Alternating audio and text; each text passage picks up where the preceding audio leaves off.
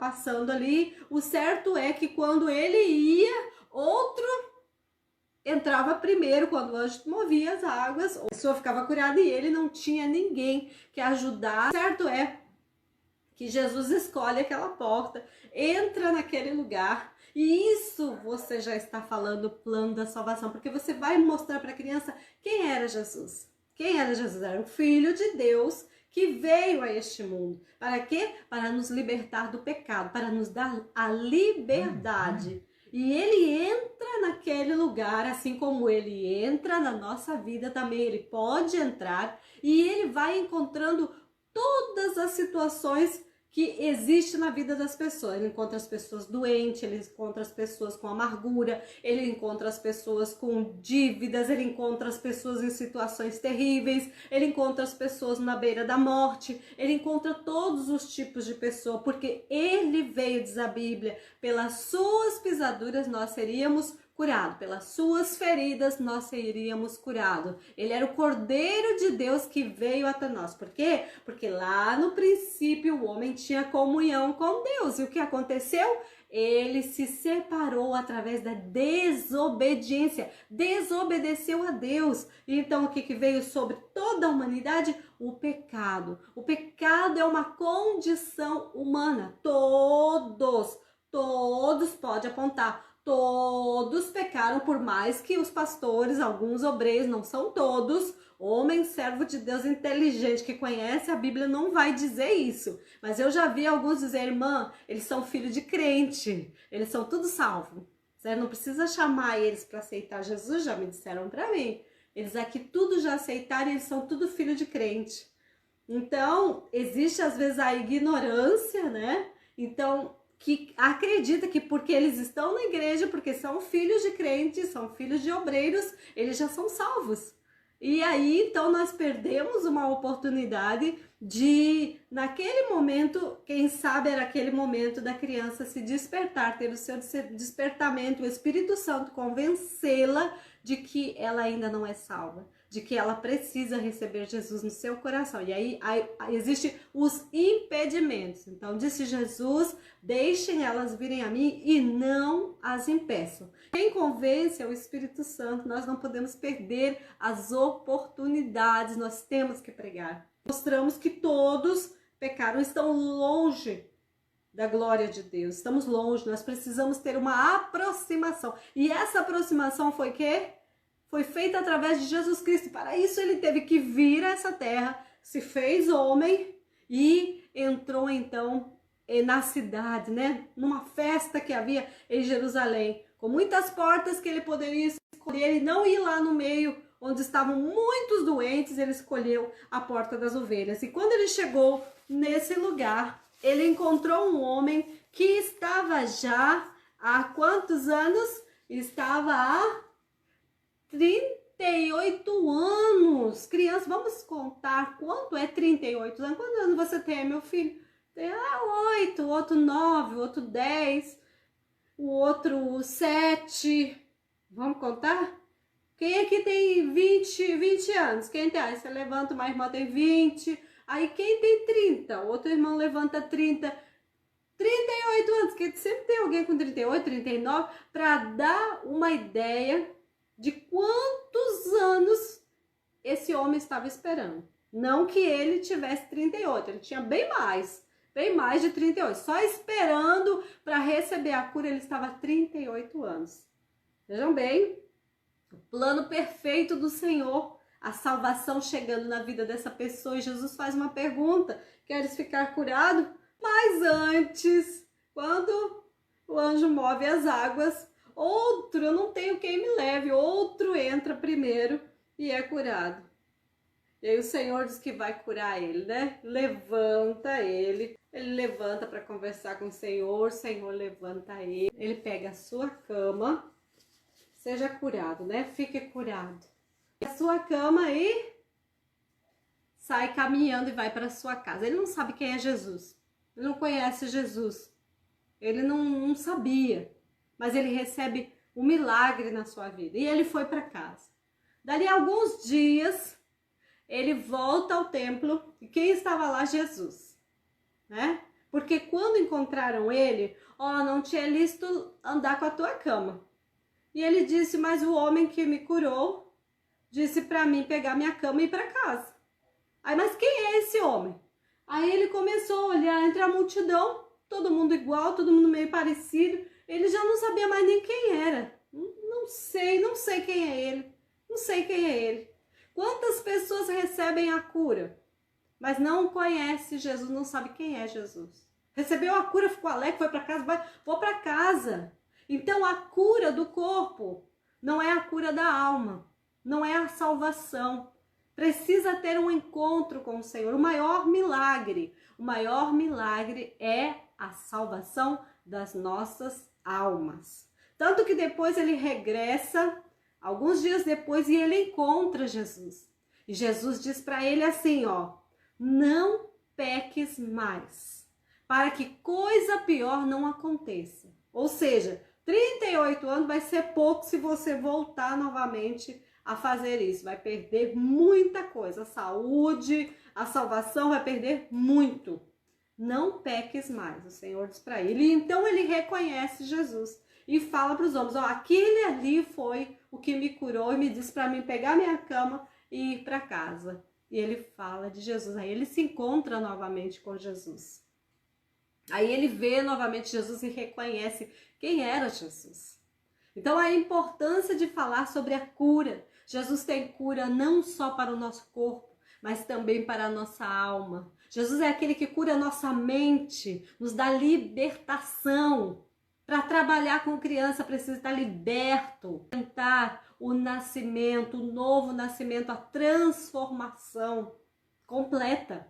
E aí, realmente, este homem tinha o quê? Ele tinha 5 pórticos, 5 oportunidades, 5 lugares que ele poderia se arrastar e ficar mais pertinho ali, mas de repente não dava certo. 5 oportunidades, quantas portas estão abertas? Nem todas as portas abertas nós temos que entrar, porque talvez não é aquela porta. O importante é aguardar a porta certa. Quando a porta certa chega até você, essa porta é Jesus. Quando ela chega até você, ela vai lhe estender a mão. Você vai sentir a firmeza que tem em Jesus. Você vai sentir assim, realmente agora é a porta que Deus está abrindo. Essa porta é do Senhor. Agora eu sinto realmente que é da parte de Deus. Sabe por quê? Porque Ele vai te dar palavras, Ele vai falar com você. Você vai sentir, você vai dizer exatamente o que o Senhor quer ouvir através do seu Espírito Santo,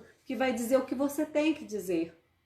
E você vai experimentar então a água verdadeira. Você vai experimentar a água viva. Aquela água viva é Jesus.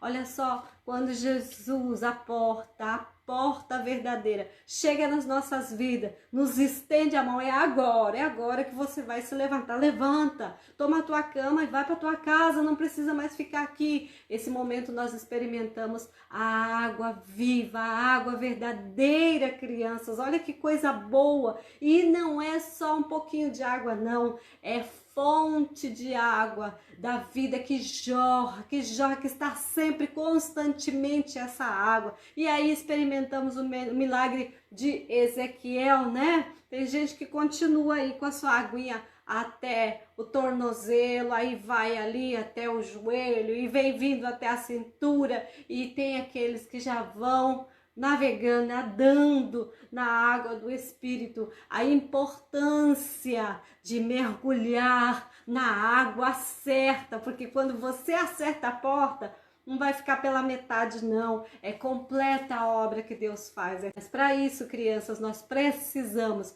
experimentar a salvação em Jesus Cristo. Nós precisamos entrar por essa porta estreita, por esse pórtico que estava ali na frente daquele homem. Nós precisamos reconhecer. Sabe por quê? Porque um dia, esse mesmo Jesus que adentrou a porta das ovelhas, ele foi morto no madeiro, certo? Mostro essa cruz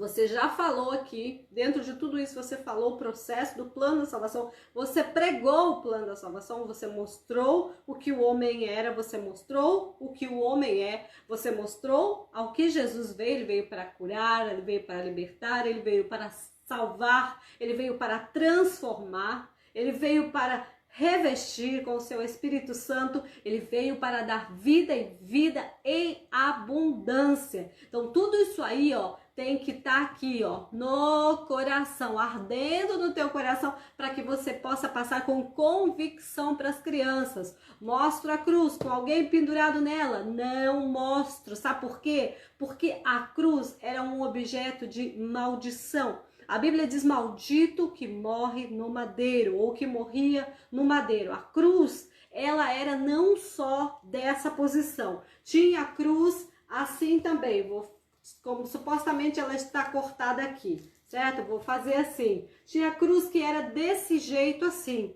certo? Então a pessoa ficava crucificada, os braços, pernas aqui, ficava bem rente ao chão, bem rentezinho ao chão. Por quê? Porque ficava lá, sabe? E aí, o que acontecia? Os animais comiam, ficava mais fácil de comer. Todas as pessoas que morriam na cruz, elas não eram sepultadas, elas eram jogadas num vale, num lugar lá, tipo um valo, onde os animais se alimentavam, os bichos, urubu, essas coisas comiam. Por que que Jesus foi retirado da cruz? Ele foi retirado porque havia uma grande influência de José de Arimateia, que conseguiu diplomaticamente, ele conseguiu, porque ele tinha condições, ele tinha influência, ele conseguiu pedir o corpo de Jesus. Os ladrões não tiveram sepultura, não foram sepultados. A situação era terrível. O povo grego nem sequer menciona a palavra cruz.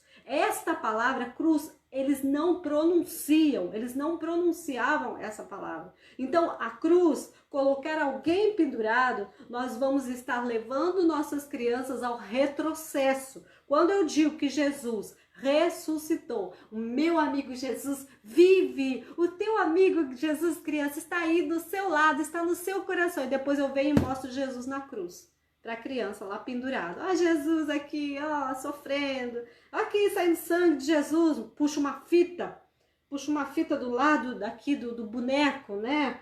Puxa aquela fita e vai puxando. Gente, o que que é isso? O que que é isso?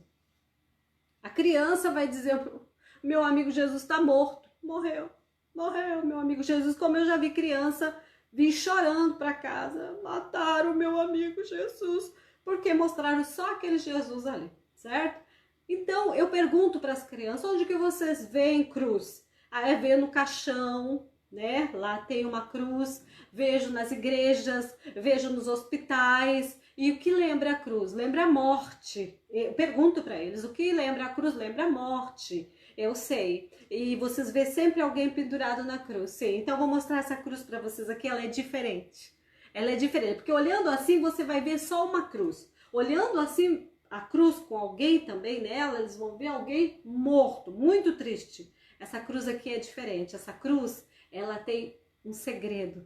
Ela tem um segredo que vai ser revelado para aqueles que querem ouvir esse segredo.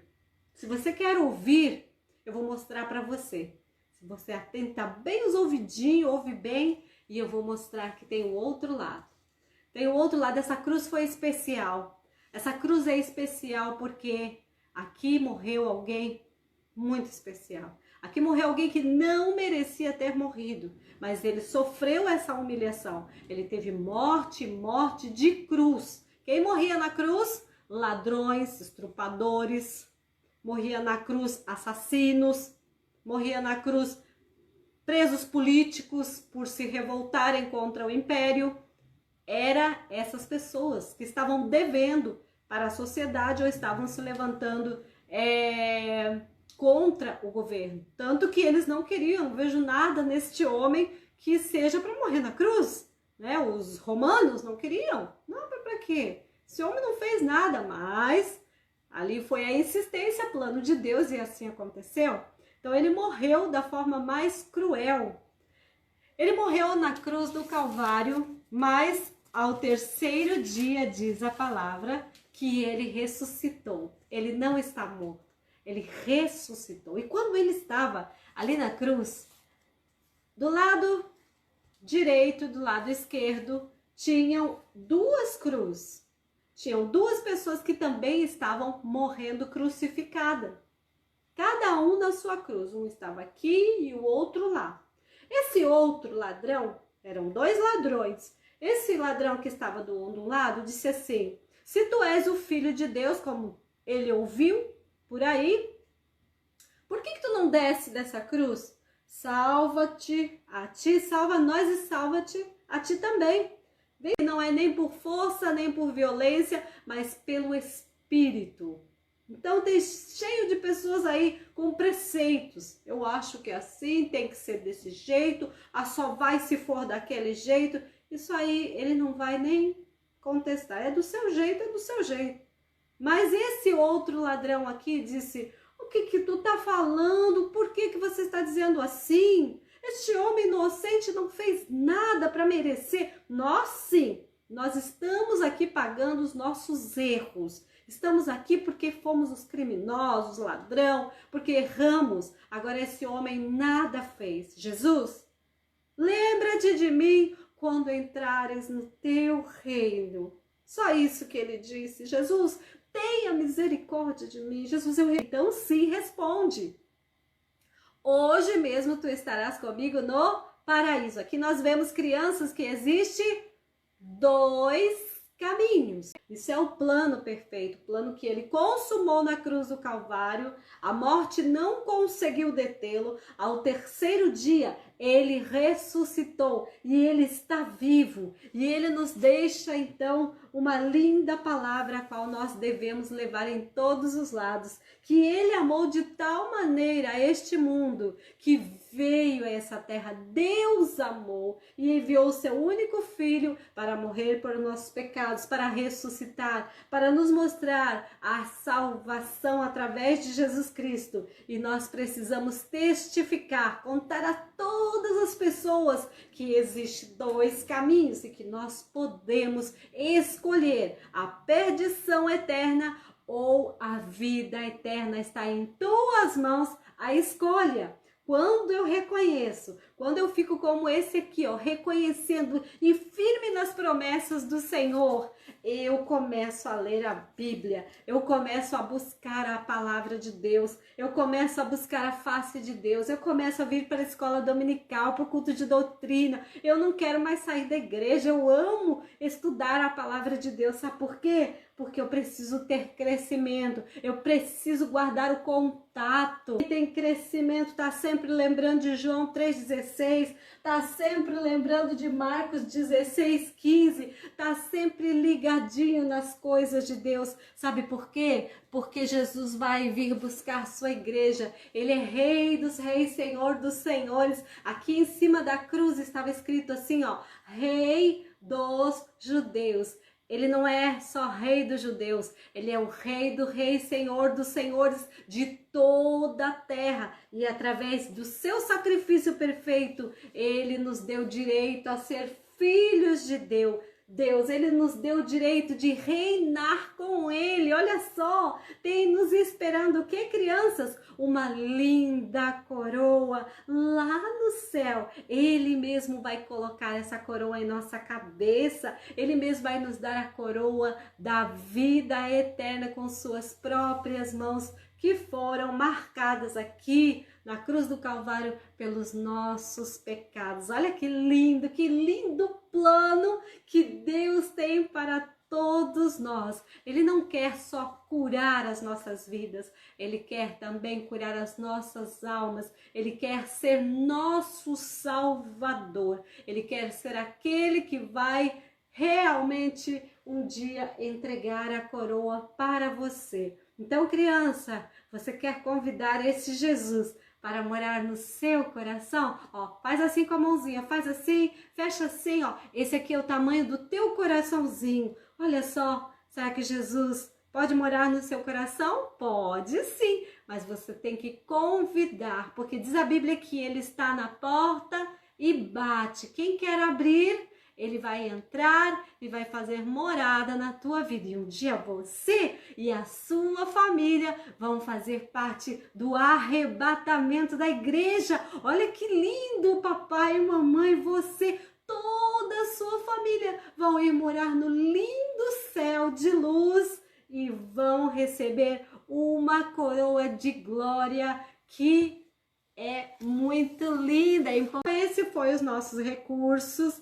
Vou mostrar, espero que vocês tenham gostado desse recurso, juntando o plano da salvação junto com a história. Você pode apresentar essa no final, você pode apresentar no início, porém tendo a consciência que dentro de toda a história você vai estar falando o plano da salvação. Você não pode contar só a história, você tem que fazer o plano da salvação entrar na história. Você tem que desenvolver o plano da salvação dentro da história, e isso é possível, muito simples, muito fácil e vai ser objetivo. E no final você faz uma recapitulação do plano da salvação que você já falou durante a pregação. Para quê? Para que fixe e a criança então faça o propósito de receber Jesus como seu único e suficiente Salvador no seu coração, tá bom? Espero que tenham gostado de estar conosco aí. Muito obrigada, minhas amadas. Ó, beijo grande para todas vocês. Fiquem todas na paz do Senhor. Deus continue abençoando muito, muito, muito a todas vocês.